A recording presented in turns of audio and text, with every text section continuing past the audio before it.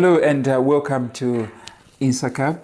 On this edition of Insaka, we want to feature a special interview, and I interview Pastor Ronald Kalifungwa, the pastor of Lusaka Baptist Church, and he is basically going to inform us about the family conference that will be held on the 24th to the 28th of August 2020. And I need to mention that this is a virtual conference, and it is free. You don't have to pay anything. You just click on the link that has been provided in the feed, and it will take you to the registration where you can register for this conference. We would encourage you to register for this conference, particularly because it's addressing a topic that is close to our hearts. And this is the topic, biblical parenting. Please do take a listen as we talk with Pastor Ronald Kalifungwa. We are on, and this is an Insaka program, a program that is designed to answer issues from a biblical perspective. And our guest today is Pastor Ronald Kalifungwa, pastor of Lusaka Baptist Church. Pastor Kalifungwa, welcome. Thank you very, very much. Okay. I'm very honored to be here with you. Yes. Please do take a minute or so just to tell us a little bit about your family, and then we'll get to the topic that we are dealing with today, which is biblical parenting. I'm married to a beautiful lady called Sarah. We have 3 sons, Lennox, Kunda, and Chisomo. We also foster 2 young ladies, Tina and Lucy. We are privileged to have a daughter in love, and we also have a grandson going by the name Ronald Akende Sage Kalifungwa. Wow, I didn't know about the grandson. How old is the grandson? Oh, he's only a little over 3 months old now. Okay, congratulations. Thank you so much. All right. Thank you. Okay, we are discussing biblical parenting. And I'm just interested now, we need to mention to our viewers that this is in view of the family conference that is coming. Would you want to briefly maybe just tell us about the family conference, the dates, and why this theme? Yeah, the conference runs every August, the last full month of August. And this year, it is running from the 24th to the 28th. And as has already been mentioned, it will run on the theme biblical parenting. And we are expecting Dr. Ted Tripp to speak. Why biblical parenting? Well, it is a need. In fact, I must say it is among the needs of the hour. There might have been a time when parenting was high on the agenda of people, but we notice there is a great need for teaching there. Quite apart from the fact that there are so many of our children's age, mine and those in my generation, who are having children. And although they no doubt have ways of receiving teaching on the subject, the conference is one other avenue through which they would be taught. Okay. But we are hoping that it can be a place where we can sound out the need for greater commitment from parents. So, Pastor Kalifungwa, I am interested in this theme. And I need to mention that I have actually registered for this conference. You have added, I mean, it would have been enough simply to say parenting, but you have added biblical parenting. What difference does this make? Well, obviously, it implies that there are other forms of parenting that are not necessarily informed by the Bible. Mm-hmm. There is a lot of influence from the world, philosophies that very often run counter to God's thinking and God's word. And it is those philosophies that usually call the shots. They basically influence thinking around children and how to raise them. But God is the one who gives us children. God is the one who came up with the idea of a family. And God has given us a manual by which we can and should raise our children. And it is when we follow God's manual that I believe we are able to build normal families that can contribute meaningfully to society. Thank you so much. So you have highlighted the fact that the need to add biblical to parenting is the fact that there are other forms of parenting that are not informed by the Bible. Let's talk briefly about maybe from the culture, a parenting that is informed just by the culture. And maybe we restrict ourselves to the Zambian culture. That's the one that I'm most familiar with. What are some of the wrong notions from the cultural perspective that feeds or influences how people parent and ultimately produce children that are irresponsible in the country, and also kids that are not glorifying to God? Just some wrong notions of parenting from the culture. Yeah, you're almost asking me to start on a negative note as I comment on the culture. Yeah. Perhaps I should, in fact, start on a positive. I think there is much in African culture and African ways of raising children that could be said to be positive and not necessarily contrary to biblical thinking. Africans train their children to respect not only their parents, but older people. And that is a good thing. And in many ways, better than much that is being promoted in Western culture.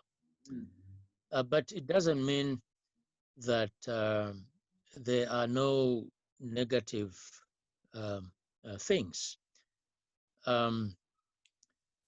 Generally speaking, you will find families, and I'm thinking about families that are very traditional, not those that have come under the influence of Western cultural, thinking. And many of us are under that thinking, and we don't even know what our own cultural tenets are. But it's not usual to find parents and children enjoying, very close relationships. It is not usual to find a father who contributes to raising children. Most fathers are absentee fathers, and the burden of raising children lies on the shoulders of the mother. And fathers are in a hurry to shift responsibility to mothers.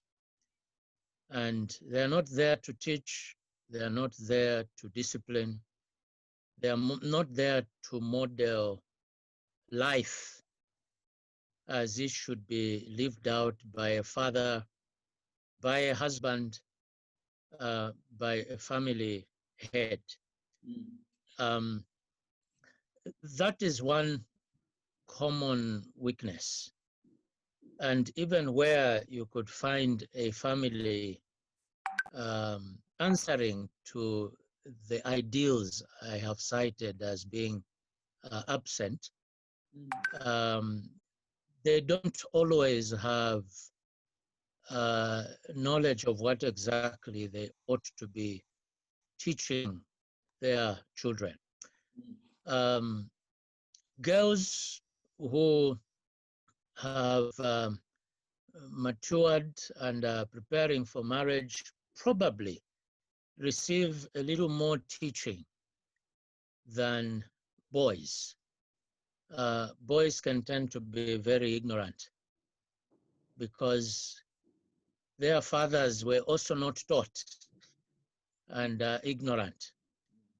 And so if there is any teaching at all, it is rather lopsided, and it can often tend to revolve around bedroom matters rather than life in general.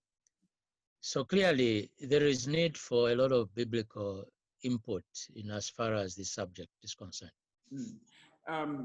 Now, we sometimes forget it's possible for us to talk about the cultural influences in parenting, the philosophical influences in parenting, but sometimes we forget to talk about the role or the influence of sin in parenting. Would you just briefly talk about that? Just how does the fact that we are fallen creatures living in a fallen world, how does that affect parenting? Yeah, well, sin affects everything else, including parenting. I did hint at the fact that the whole idea of a family was God's idea. He first created Adam, and Adam was a perfect man, but in spite of being in a perfect state, it was God's view, according to Genesis 2 verse 18, that it was not good for the man to be alone. So he created a helper for him in the person of Eve, and them together then brought about children. But before, in fact, the children came, sin had entered. So they were having children already in a fallen estate, and therefore became the means by which sin was transmitted to the whole of humanity, obviously to Abel, to Cain, to Seth, and through them the whole of humanity became affected. And sin doesn't just place us in a position where we are under condemnation. It pollutes the whole of our natures.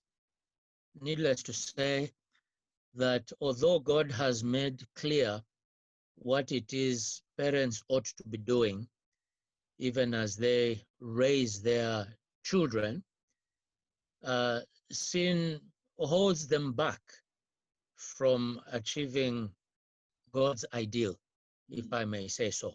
Yeah. So you will find many well-meaning parents out there who would like to do the very best for their children, even in spiritual terms, but sin holds them back. It might be that it influences some to be lazy, others not to really understand God's will clearly, and even where it was understood to breach it um, deliberately, and so many who just choose to not focus on that responsibility because it's not their favorite occupation. Their priorities lie elsewhere. So sin is in parents just as it is in children, of course. And one of the reasons we parent is that God gives us children who are fallen. Folly is bound up in their hearts. And it's the rod of correction that will quickly drive it away. Okay. And it's the duty of parents to do that. Yeah. They are limited by sin, and the children they are seeking to raise are also limited by sin. Great. All the more reason there must be grace and effort put into it. Great. Pastor Kalifungwa, we are getting to the end of our program.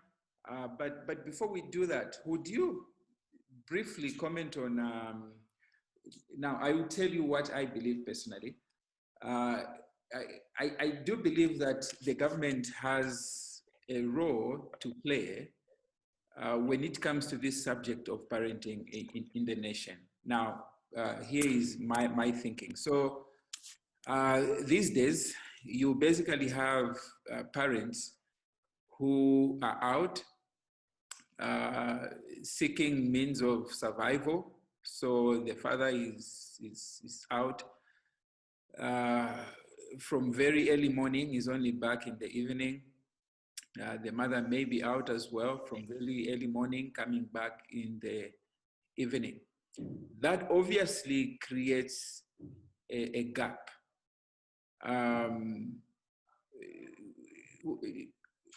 Really, do governments or have a role to play? Should they be thinking about the family, or that's just something that families need to navigate and the church?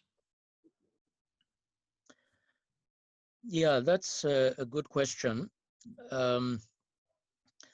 I think parenting is a role that fathers and mothers are called to play. They are best suited to do that. It's not the responsibility of government to be doing that for them.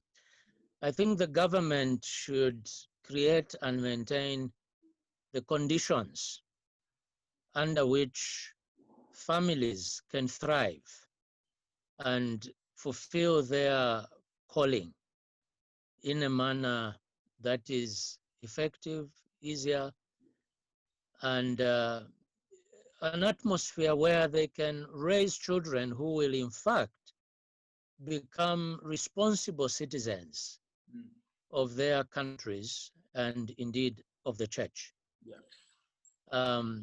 Governments should focus on that, creating the conditions. Yes. Paying the parents who are earning well if they work for the government, so they can look after their families. And if they should choose to take their children to schools, government schools, that they are in tip-top condition and they are not undermining what parents are trying to do at home, but supplementing and consolidating those efforts. So a government viewed as a partner is probably a better way of looking at it than as the the caregiver of the children. It's parents, mother and father, that God has called to fulfill that role. Okay. Yeah. So when I mentioned to say I believe they have a role to play, I had in mind just what you have highlighted in terms of thinking about the family in phrasing and coming up with policies. So there are so many situations where a man or a woman, for that matter, may be transferred to go work in another part of the region without any consideration. But I think you have answered that question by saying government should be a partner in this subject of parenting. Let's conclude. The speaker for the conference is Dr. Ted Tripp. I have read his book. I have read his book, Shepherding a Child's Heart, a very good book. And you stated in your opening that the dates for the conference are 24th to 28th of August, 2020. One thing that people would love to know there is the fact that this will be a virtual conference. So this time around, this year, the conference will not be held at a physical venue. In person. Yeah. So it will be a virtual conference, and we are going to post the link for registration just on the program. So please look out for the link, and in the feed there, if you click on the link will take you to the registration site. Then we also need to mention, now correct me if I'm wrong, Pastor Kalifungwa, but it's also free. People are not paying anything for this conference. That's right. Okay, great. So the only payment we require is your virtual attendance. Good. Okay. Yeah. So Pastor Kalifungwa, thank you so much for featuring on Insaka. And I'm glad to state that I will join you for this conference, and we will invite as many people as possible to join in the conference. And like you stated, this is actually the need of the hour, biblical parenting. Thank you so much, Pastor, for being with us. Thank you for inviting me. It was a real pleasure talking to you.